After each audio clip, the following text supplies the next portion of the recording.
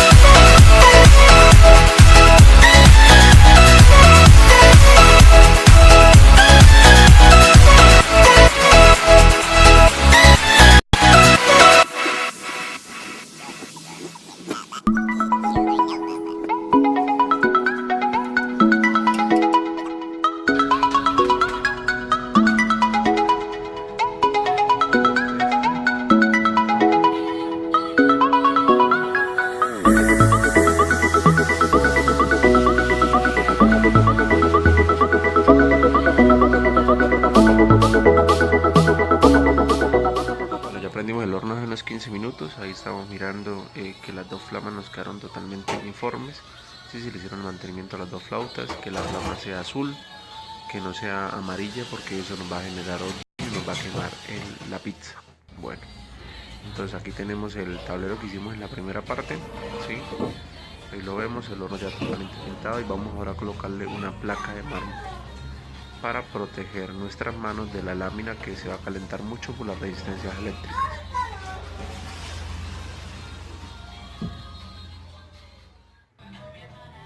Bueno, adicionalmente a eso, bueno, aquí tenemos el consumo de las resistencias, 2.5 amperios. Bueno chicos, si este video les gustó, suscríbanse al canal y hasta una próxima. Bye.